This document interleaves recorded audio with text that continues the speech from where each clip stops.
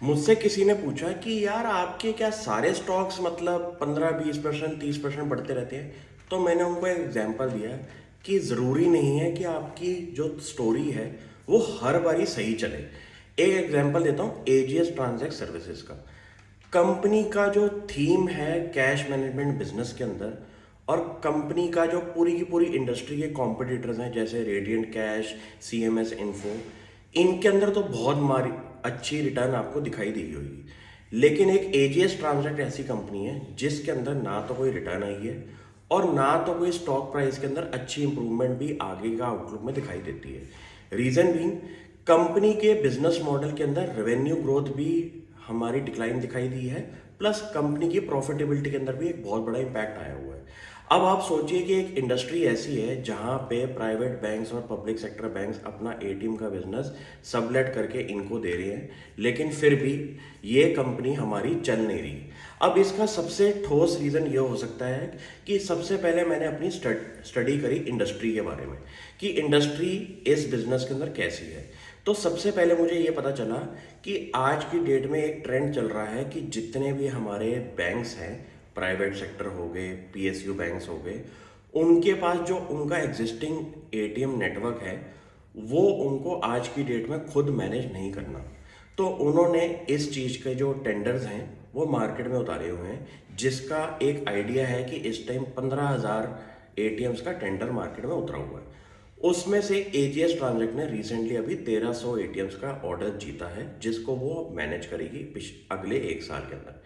अगर मैं आपसे पूछूं कि कोई कंपनी के पास अराउंड इंडिया में 29,000 एटीएम्स ओन एंड मैनेज करने का ठेका है, प्लस उसकी जो ट्रेजेक्ट्री है वो ग्रोथ में ही रहेगी इस इंडस्ट्री के अंदर, प्लस कंपनी का जो, अगर मैं पूरा ओवरऑल इंडस्ट्री की अगर बात करूं कैश मैनेजमेंट बिजनेस की, जो कि 2029 तक 27 तक आपका 7500 करोड़ के आसपास का बिजनेस हो जाएगा, plus cash in circulation in the economy, ये सबसे बड़ा इंडस्ट्री ड्राइवर है इस इंडस्ट्री के अंदर कि एक इकोनॉमी के अंदर कितना कैश इन सर्कुलेशन है।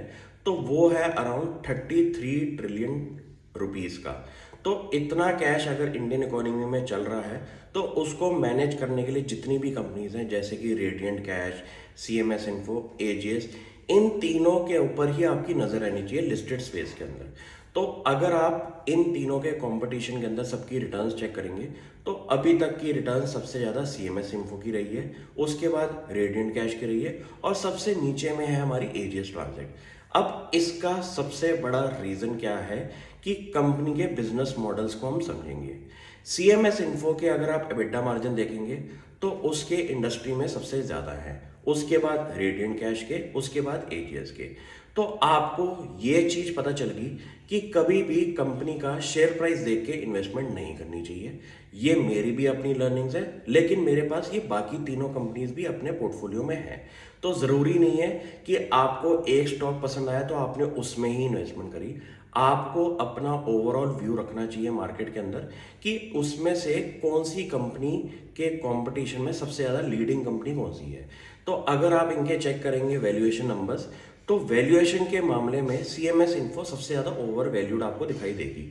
लेकिन उसका सबसे इंपॉर्टेंट रीज़न ये है कि कंपनी के आप मार्जिन प्रोफाइल चेक करेंगे, रेवेन्यू ग्रोथ चेक करेंगे, तो वो उसको वैल्यू करता है कि हम अगर रिटर्न्स दे रहे हैं अपने वैल्यूएशन के अंदर, तो उसका रीज़न ये है कि हमारे फाइनेंशियल परफॉर्मेंस के अंदर भी अच्छी इंटैक्ट ग्रोथ दिखाई देती है।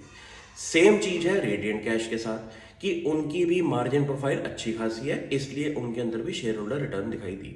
अब बात आती है एजीएस ट्रांजैक्ट की कि कंपनी के बिजनेस मॉडल में ऐसी क्या प्रॉब्लम है। सबसे पहली बात, अगर आपकी इंडस्ट्री ग्रोथ साइड पे है तो आपकी अपनी कंपनी भी ग्रोथ साइड पे रहनी चाहिए। ये तो नंबर 1 पॉइंट होना चाहिए। सेकेंड चीज, अगर आपकी इंडस्ट्री के प्लेयर सपोज 15-20% का मार्जिन बना रहे हैं, तो आपका अगर 12% का भी है और आपकी वैल्यूएशन कम है तो उसको भी मैं एक टिक मार्क दे सकता हूं कि यार इसकी वैल्यूएशन कम है क्योंकि इसके मार्जिन भी कम है। लेकिन आपका अगर इंडस्ट्री के प्लेयर्स 15-20% मार्जिन कमा रहे हैं और आपका अगर 5% का मार्जिन है, तो आपके बिजनेस मॉडल में भी कोई दिक्कत है।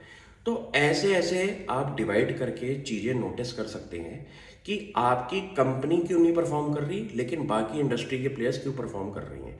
ये चीज़ सिर्फ कैश मैनेजमेंट बिजनेस में नहीं अप्लाई होती, ये इंडिया की हर इंडस्ट्री में आप अप्लाई करके देख सकते हैं कि आपकी कंपनी के अगर मार्जिन्स सही चल रहे हैं, उसकी वैल्यूएशन ठीक ठाक लेवल पे है, तो शेयर प्राइस परफॉर्मेंस भी आपको उसमें दिखाई देगी।